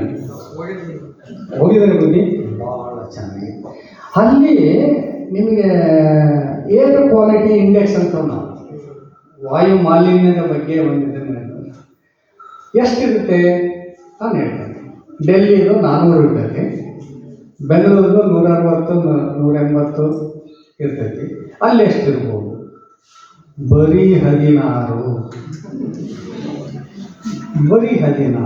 ಅದಕ್ಕೆ ಕಾರಣ ಯಾವುದೇ ಒಂದು ಪ್ರದೂಷಣ ಇಲ್ಲ, ಅಂದರೆ ಪೊಲ್ಯೂಷನ್ ಇಲ್ಲದ ಫ್ಯಾಕ್ಟ್ರಿಗಳು ಅದಾವಲ್ಲಿ, ಬರೀ ಫಾರ್ಮಾಸ್ಯೂಟಿಕಲ್ಸ್ ಇದ್ದಾವೆ ಅಲ್ಲ. ಅದಕ್ಕೆಲ್ಲಕ್ಕಿಂತಲೂ ಮಿಗಿಲಾಗಿ 84% ಫಾರೆಸ್ಟ್ ಕವರ್ ಇದೆ, ಅರಣ್ಯ ಸಂಪತ್ತು 84% ಇದೆ ಅಲ್ಲಿ. ಅಲ್ಲಿ ಯಾರು ಗಿಡ ಮರಗಳನ್ನು ಕಡಿಯೋದೇ ಇಲ್ಲ, ಒಂದು ಪ್ಲಾಸ್ಟಿಕ್ ಇಲ್ಲ. ನೀವು ಬ್ಯಾಂಕಾಗಿ ಹೋಗಿ ಎಲ್ಲರೂ ಪ್ಲಾಸ್ಟಿಕ್ ಬಾಟ್ಲು ಏನಾರ ಈ ವೆಫರ್ಸ್ ತಿಂದು ಚಾಕ್ಲೇಟ್ ತಿಂದು ಎಷ್ಟು ಒಂದು ತುಂಡು ಸಿಗಲ್ಲ, ಅಷ್ಟು ಸ್ಟ್ರಿಕ್ಟ್ ಇದೆ ಗೌರ್ಮೆಂಟ್ ಪ್ರತಿಯೊಂದನ್ನು. ಆಮೇಲೆ ನನ್ನ ಟ್ಯಾಕ್ಸಿ ಡ್ರೈವರು ಹೇಳಿದ, ಬರೀ ಅವನಿಗೆ 1,65,000 ರೂಪಾಯಿಗೆ ಇದನ್ನು ಕೊಟ್ಟಾರೆ, ಟೊಯೋಟಾ ಇನ್ನೋವಾ ಕಾರ್. ಯಾರು? ಸರ್ಕಾರ. ಬಾಕಿ ಎಲ್ಲ ಸರ್ಕಾರ ಕಟ್ಟಿದೆ. ಯಾಕಂದರೆ ಅವ್ರನ್ನ ಅದು ಪ್ರೇರೇಪಣೆಗೊಳಿಸ್ತಾ ಇದೆ, ನೀವು ಬಾ ಡ್ರೈವರ್ ಆಗು, ಜನಗಳು ಬರ್ತಾರೆ. ಅದರಿಂದ ಏನಾಗುತ್ತೆ, ರಾಜ್ಯಕ್ಕೆ ಇದು ಸಿಗುತ್ತೆ, ರೆವಿನ್ಯೂ, ಟೂರಿಸ್ಟ್ ಬರ್ತಾರೆ, ಓಲ್ಡ್ ಇಂಡಸ್ಟ್ರಿ ಇವೆಲ್ಲವೂ. ಆಮೇಲೆ ಊಟ ಅವೆಲ್ಲ ರೆಸ್ಟೋರೆಂಟ್ಗಳು ಇರ್ತವೆ, ಓವರ್ ಆಲ್ ಡೆವಲಪ್ಮೆಂಟ್ ಆಗುತ್ತೆ ಅಂತಕ್ಕಂಥ. ಶುಗರ್ ಹೇಳ್ತಿದ್ದಲ್ಲ, ಅದನ್ನೇ ಡಾಕ್ಟ್ರು ಹಾಂ ಆಂಧ್ರ ಸುತ್ಕೊಂಡು ಬಂದೆ. ಹಾಂ, ಶುಗರ್ ಆಯಿತು. ಅಲ್ಲಿಂದ ನಾನು ಆಪ್ರೇಷನ್ ಹೇಳಿದರು. ಅಲ್ಲಿ ಇವರು ಸ್ವಾಮಿಗಳ ಕಸಿನ್ ಇದ್ರಲ್ಲ ಶ್ರೀಶೈಲದಲ್ಲಿ, ಅವ್ರು ಹೇಳಿದ ಮಾತು ನೆನಪಿ ಬಂತು. ನಾನು ಬೆಂದದ್ದನ್ನು ತಿನ್ನಬಾರ್ದು ಅಂತ ಬಿಟ್ಟೆ. 398 ಇದ್ದ ಶುಗರನ್ನು ನಾನು 5ನೇ ದಿನ ಸಾಯಂಕಾಲ 67 ತಂದೆ. ಅದಕ್ಕೆ ಒಂದೇ ಒಂದು ಕಾರಣ, ಬೆಂದದ್ದನ್ನು ಏನೂ ತಿಂದಿರಲಿಲ್ಲ ಪೂರ್ತಿ 1 ವಾರ.